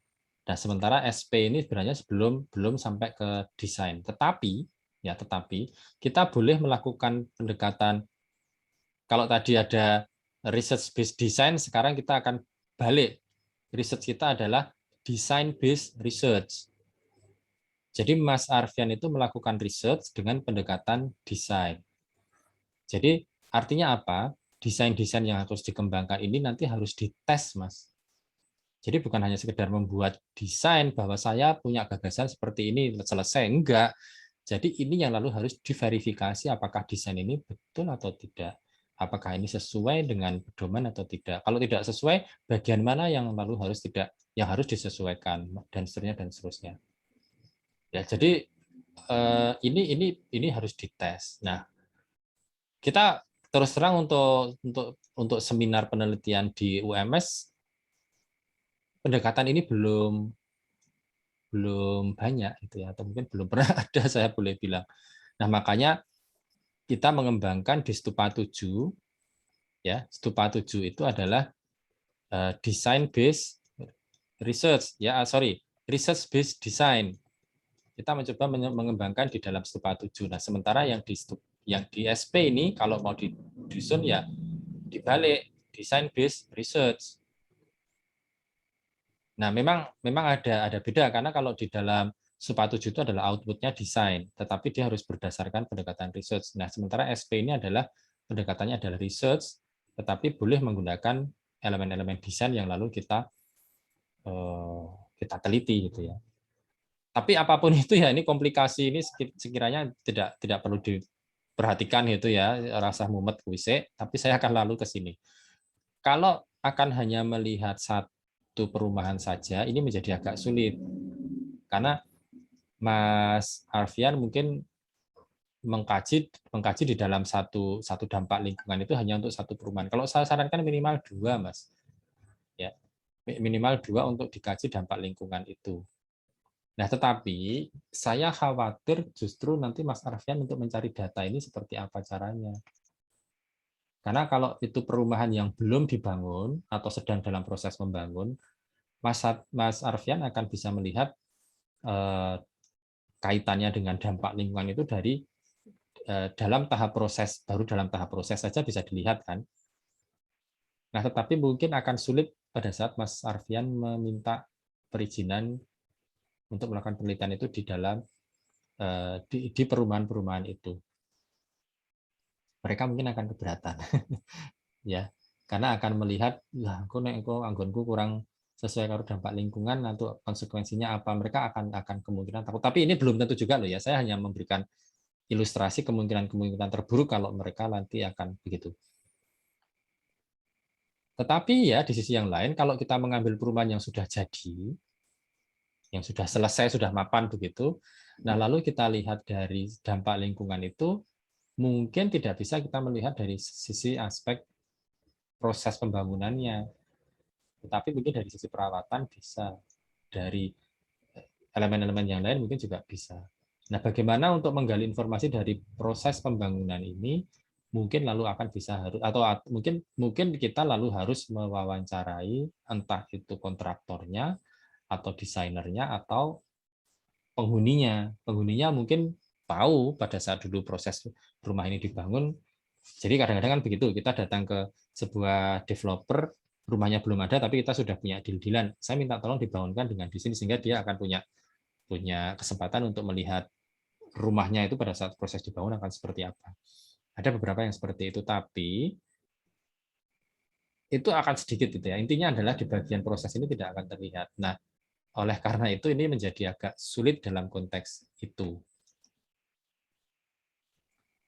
Nah, monggo saja, saya kira ini dicoba saja Mas Arfian, karena memang menarik tadi bahwa Mas Alfian akan bicara tentang seberapa besar sih kesesuaian rumah-rumah itu dalam mengikuti pedoman dampak lingkungan itu pada saat membangun atau pada saat sudah terjadi. Ya, dan kita tidak pernah melakukan itu. Jadi ada semacam evaluasi, ya, evaluasi pasca pembangunan. Nah, silakan nanti boleh dicari itu. Kira-kira begitu Mas Arfian. Sebelum saya lanjut ke pertanyaan berikutnya yang mungkin agak sedikit di luar ini. Gitu Mas Arfian. Ya. Masuk akal mboten? Halo. Masuk akal. Oke. Masuk akal ya. Oke, nah sekarang saya akan tanya lagi, seandainya ini nanti topik ini akan diambil, apakah Mas Arfian akan punya cukup waktu untuk melakukan pengamatan di lapangan seperti itu? Karena Mas Arfian kan cerita sedang kerja. Saya mau kita dua-dua saling terbuka ya. Ini bukan dalam rangka saya ingin menyalahkan Mas Arfian, lah kowe salahnya wingi ora konsultasi gitu ya sehingga harus mundur. Enggak, saya enggak akan bilang begitu. Saya mau Mas Arfian itu terus terang sehingga saya bisa membantu. Justru malah itu yang saya coba kerja. Nah, apakah Mas Arfian akan bisa mengerjakan itu padahal dalam posisi bekerja? Kalau rencana saya sih lebih ke itu Pak, mendesain dari bagaimana kalau awal mula set plan, kemudian proses merancang, kemudian panduan umumnya itu Pak bisa buatkan. Kalau di itu nanti kan ada misal kalau satu rumah nanti saya asumsikan isinya sekian orang, kemudian airnya kan ada Pak itu Pak. Oke. Orang. Baik. Kalau begitu sekali lagi saya akan kembali di sini berarti mengko kowe nggawe ini adalah design based research, Mas. Paham yang saya maksud ya? Ya, jadi nanti kamu akan bicara tentang design based research, DBR. Ya, artinya kamu melakukan penelitian tetapi menggunakan elemen-elemen desain. Jadi bukan hanya sekedar gagasanmu itu lalu selesai. Menurut saya ini Pak, tapi iki kudu tok tes. Kalau mau seperti itu boleh. Kamu melakukan kajian di studio gitu. Jadi kamu nggak harus survei kemana-mana. Kamu bikin beberapa model. Lalu model itu yang akan kamu tes. Mana di antara model-model ini yang paling ramah lingkungan. Jadi bukan hanya satu single, tapi juga lalu tidak dengan cara kamu bikin satu model terbaik lalu bikin model yang lain yang kurang baik begitu supaya apa? Supaya hasilnya semua menuju ke hasil yang A, itu enggak gitu caranya. Ya, kamu harus melakukan model itu yang selevel A, B, C, D, E itu dan lalu betul-betul kamu tes. Bahkan bukan hanya tes berdasarkan instrumen pedoman, tetapi kamu diskusikan dengan orang-orang yang paham, kamu tanya ke klien, kamu tanya kepada ahli segala macam, kamu melakukan diskusi yang mendalam terhadap desainmu itu gitu ya. Jadi desainmu itu harus kamu kritik sendiri. Nah, kira-kira begitu Mas Arfian. Paham nggih? Oke.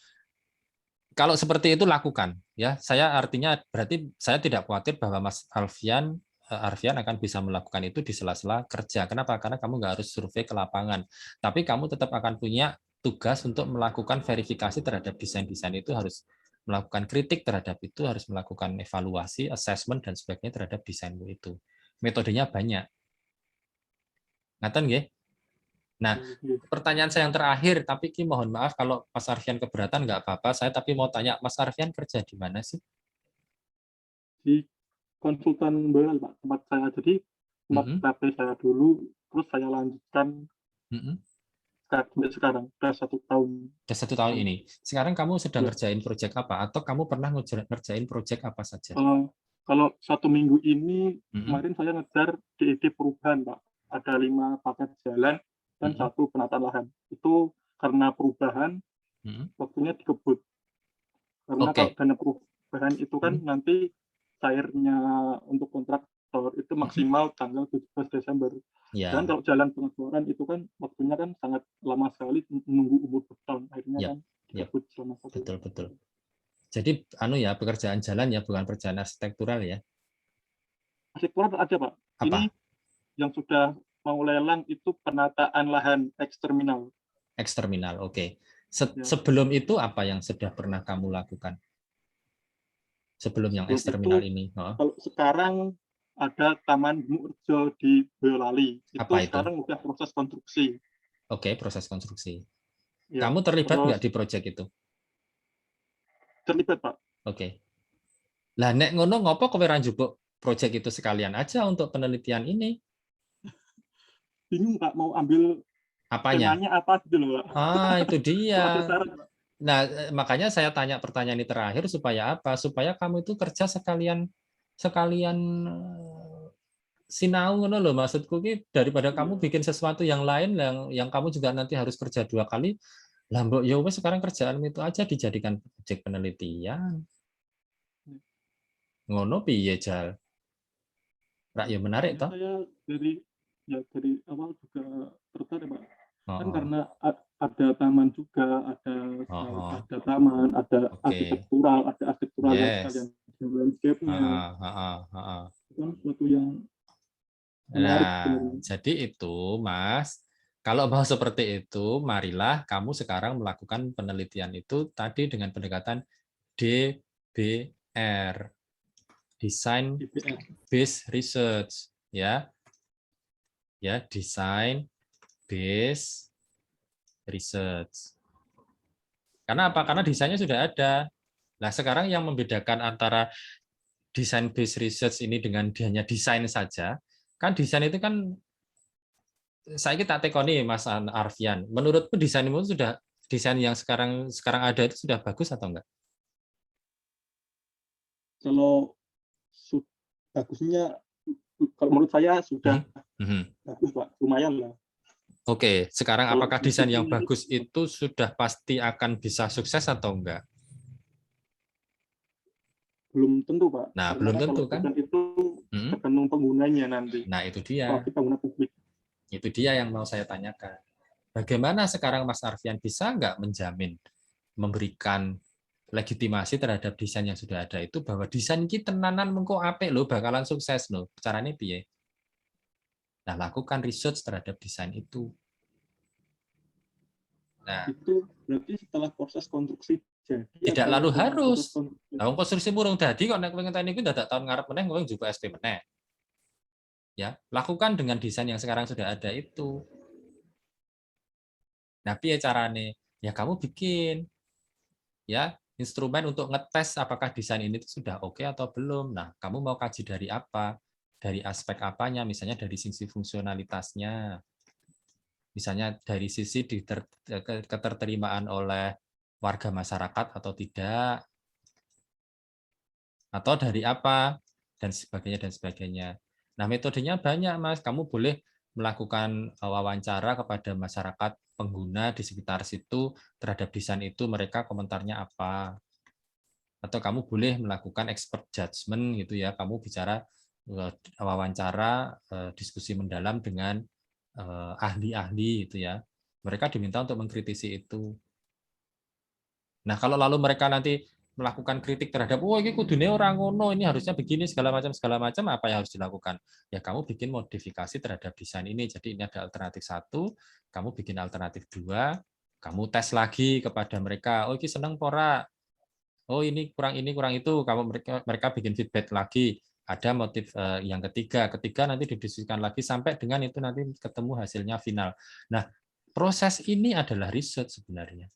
Kenapa? Karena kamu melibatkan proses yang disebut dengan verifikasi, validasi dengan melibatkan masyarakat, user, expert, lain-lain, dan sebagainya. Bahkan boleh saja kamu kalau tidak bisa melakukan wawancara kepada mereka, kamu susunlah parameter.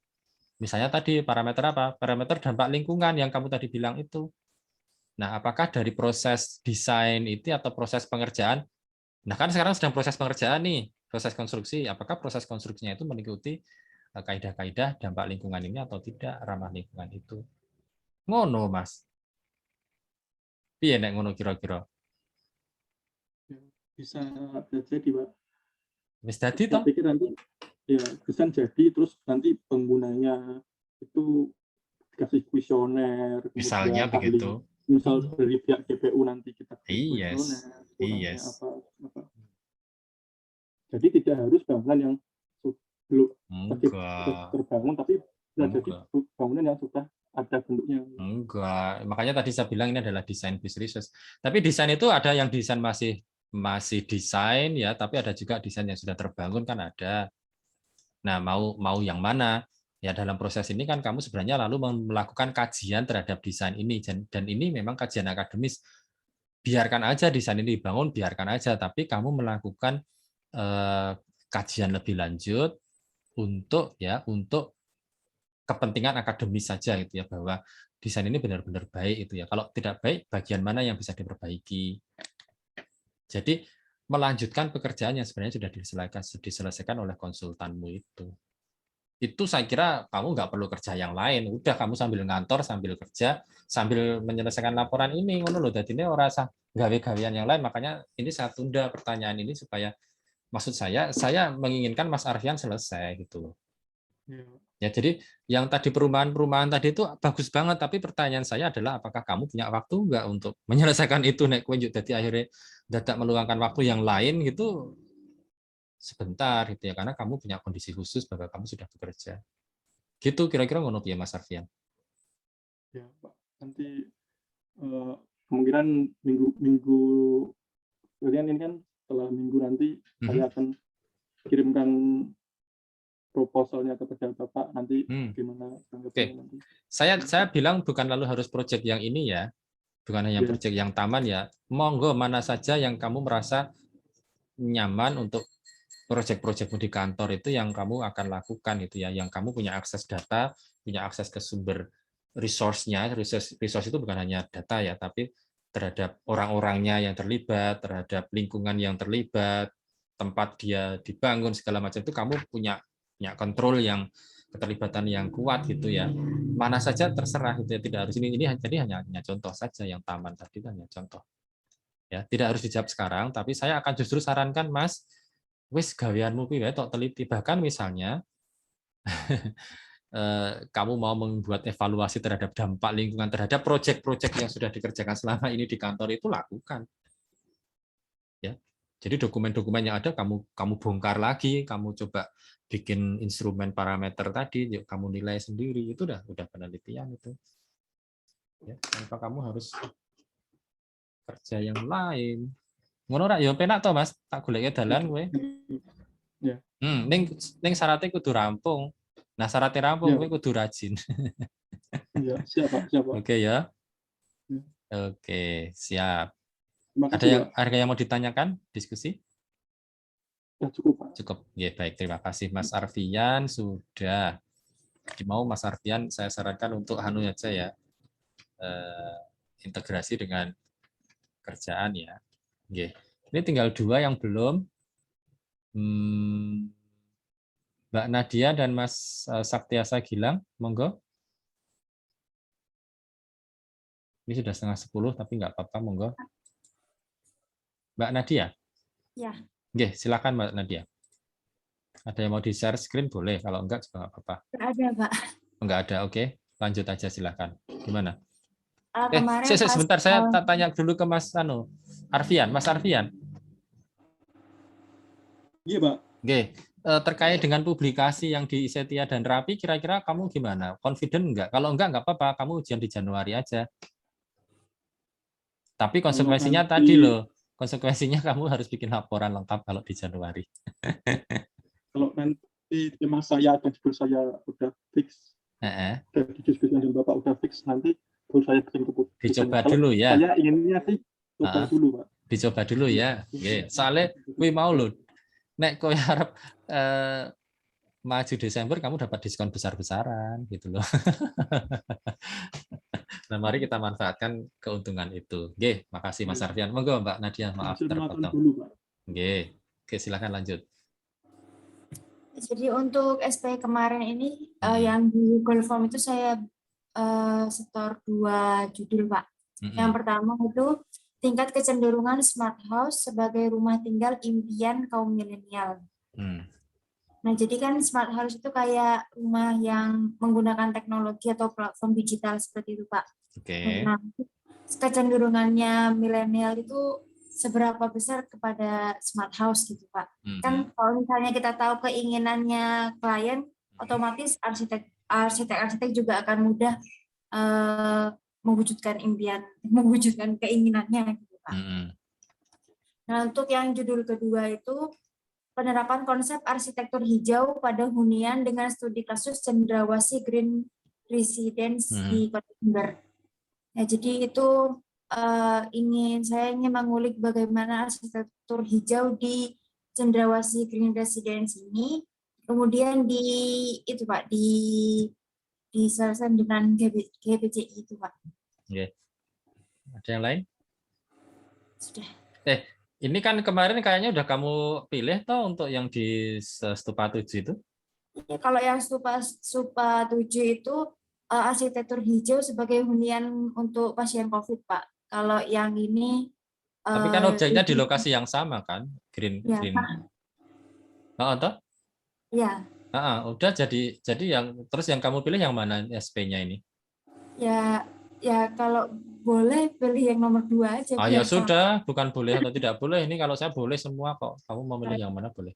Enggak, pilih aja yang nomor 2. Jadi nanti jadi nyambung dengan Stupa 7. Oke? Ya. Nah, ini tapi lalu kamu bicara tentang green architecture, yang satu tentang COVID kan? Ya, Pak. Ya, lagi-lagi ini akan menjadi satu proyek besar loh, Mbak. Ya, jadi saya akan ingatkan ini sama halnya dengan Mbak Zida ya, Mbak Zida dan Mbak Nadia ini kan kebetulan juga ambil Stupa 7. Saya akan ingatkan karena proyeknya itu satu untuk 2 mata kuliah, sehingga saya akan meminta untuk kalian meluangkan waktu juga lebih banyak. Ya, jadi untuk baik itu melakukan kajian pustaka maupun mencari referensi, membuat menulis gitu ya, terus juga termasuk mencari data dan sebagainya. Jadi ini harus 2 kali lipat lebih dibandingkan kawan-kawan yang lain karena mereka hanya 1 SP aja. Gitu Mbak Nadia. Jadi saya kira silakan nanti ini aja diambil yang green architecture dan COVID itu. Tetapi kamu harus melakukan kajian ini menjadi lebih dalam gitu. Ya, paham ya? Iya, Pak. Oke, baik, terima kasih. Ada yang mau didiskusikan di sini? Kayaknya kita udah diskusi banyak kemarin di Stupa 7, nggak apa-apa. Tapi gini, Mbak Nadia dan Mbak Zida, saya tetap akan minta pada saat sesi seminar penelitian ini kalian juga melakukan konsultasi. Jadi biar kalian dalam 1 pekan ini ketemu saya itu 2 kali, itu maksud saya, supaya progresnya juga 2 kali lipat kan, gitu. Jadi jangan khawatir. Saya justru akan senang kalau kalian akan punya progres lebih cepat daripada kawan-kawan yang lain karena kalian bekerja lebih panjang gitu ya. Tapi saya lebih suka, saya pribadi saya lebih suka bekerja pada satu proyek tapi panjang daripada proyeknya akeh cilik-cilik ngono kuwi le mikir ki mumet gitu ya.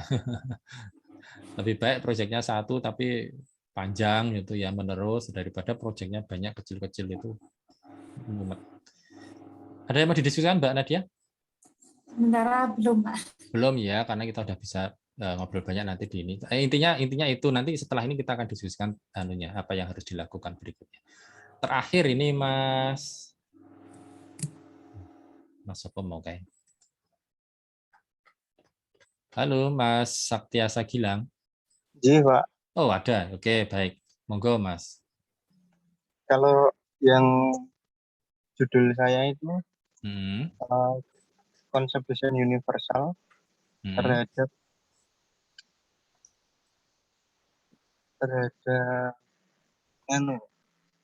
kenyamanan pengguna Taman IR Soekarno Purwodadi. Sama yang kedua itu juga sama tapi hanya berbeda tempat. Taman apa? Yang pertama Insinyur Soekarno. Oh, oke. Terus yang kedua? Itu juga di taman mana? Di alun-alun Purwodadi. Alun-alun Purwodadi. Bedanya apa itu? Lebih bagus yang mana atau lebih menarik yang mana? Kalau saya kemarin mendapatkan saat saya menggunakan fasilitas di Taman Insinyur Soekarno, saat berjalan itu saya melihat ada beberapa siswa di SLB itu juga menggunakan fasilitas di sana. Oke. Jadi saya langsung kepikiran untuk mencoba apakah itu sudah layak untuk digunakan oleh para difabel. Oke. Nah, kalau yang di alun-alun Purwodadi nggak ada ya? Tidak melihat fenomena itu ya? Ya, tidak melihat, tetapi ada beberapa fasilitas yang bisa menunjang gitu. Oke. Oke, baik. Saya akan langsung simpulkan aja, Mas. Kamu ngambil yang Taman Insinyur Soekarno aja. Oh, karena ini kan kamu bicara tentang universal design, toh? Iya. Ya, jadi universal design dengan SLB. Jadi kalau gitu, dua ini aja kamu pastikan itu bisa jalan. Oh, ya, sehingga kamu nanti pada saat bicara tentang universal design ini justru melihat interaksi antara anak-anak sekolah SLB ini dengan Taman Insinyur Soekarno itu dari perspektif universal design. Jadi kamu akan bisa mencatat, melihat bagaimana sih Taman Soekarno ini pada saat kita assessment dengan menggunakan parameter universal design itu. Jadi interaksinya adalah fisik taman itu dengan anak-anak SLB itu. Paham yang saya maksud, Boten? Paham. Oke. Jadi kamu nanti akan lalu terpaksa harus ngomong kepada guru-gurumu yang ada guru-guru yang ada di SLB ini untuk minta mereka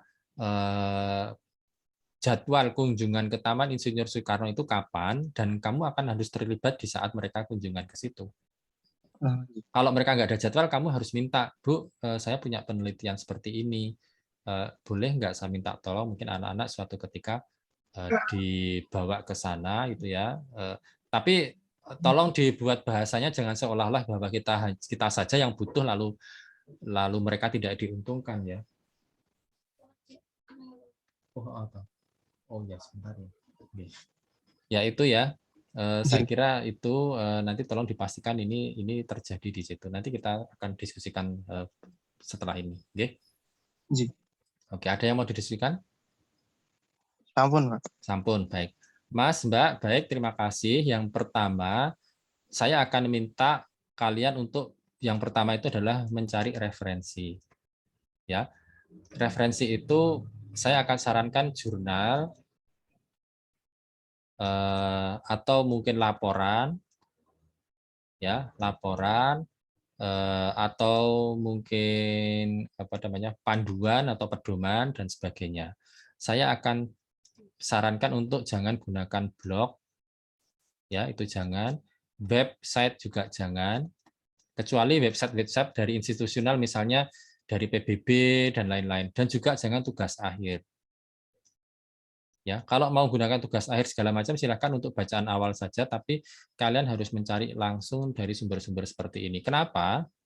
Karena kita akan bicara tentang publikasi di seminar tadi internasional ISETIA dan juga RAPI, sehingga kita harus juga menyesuaikan publikasi itu dari seperti itu. Saya akan minta kalian untuk mencari sekitar minimal 10 yang relevan. Oke? Level awal itu. Nah, yang kedua setelah mencari itu, tolong dibuatkan poin-poin penting dari referensi itu. Ya, poin-poin penting itu apa? Poin-poin saja, gitu ya. Terus kalian tuliskan referensinya apa? Misalnya di sini ada sumbernya itu apa, gitu ya. Terus poin-poinnya itu ya hanya dalam bentuk poin saja. Sudah itu dulu. Jadi saya tidak akan minta kalian untuk membuat laporan atau proposal seperti yang sudah-sudah. Lalu ada bab 1, bab 2, dan seterusnya, dan seterusnya. Kenapa? Karena kita targetnya adalah publikasi dan kita tidak akan bikin laporan. Jadi kita akan lalu langsung menyusun artikel. Nah, yang ketiga, saya akan juga minta kalian untuk menuliskan poin-poin yang berkaitan dengan latar belakang mengapa kalian mengambil topik itu. Oke. Ya, jadi latar belakang ini dulu. Nanti setelah ini kita akan tidak lalu harus dengan kalimat lengkap ya, tapi dengan poin-poin saja dulu. Supaya apa? Supaya bisa cepat, karena kita tidak akan bicara tentang laporan. Ya. Jadi ini adalah salah satu cara yang paling cepat untuk mencari referensi. Poin-poin tentang referensi itu apa, tolong nanti dituliskan, lalu juga latar belakangnya apa. Tolong dituliskan dalam dokumen. Sebelum pekan depan kita diskusi lagi, dalam waktu dekat ini tolong diselesaikan. Nanti kita akan diskusikan di grup, kirimkan ke saya supaya saya bisa melakukan review, atau paling tidak kita diskusikan langsung pada saat pertemuan pekan depan. Kira-kira begitu dulu, Mas, Mbak. Monggo ada yang mau disampaikan? Cukup? Ini sudah jam 9:30 malam. Oke, kalau tidak ada kita selesai, nggih.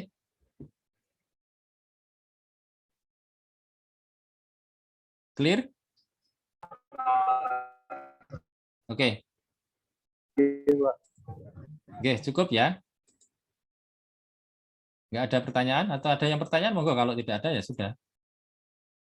Oke, kalau tidak ada jawaban ya sudah dianggap selesai. Mbok yang jawab ngono lho ra ketang sudah Pak, nggak ada itu biar saya juga tahu. Ya Pak. Ngono kan penak aku sudah ngerti. Ya wes kita tutup nggih Mas Mbak, ini nanti akan saya share ulang diskusi ini rekamannya mungkin nanti malam atau besok pagi. Monggo nanti ditindaklanjuti 3 poin itu dulu. Pekan depan kita insyaallah akan ketemu lagi. Oke, matur nuwun, kita akhiri dengan baca hamdalah, alhamdulillahirabbil alamin, wabillahi taufiq wal hidayah. Assalamualaikum warahmatullahi wabarakatuh. Matur nuwun. Waalaikumsalam. Oke. Waalaikumsalam.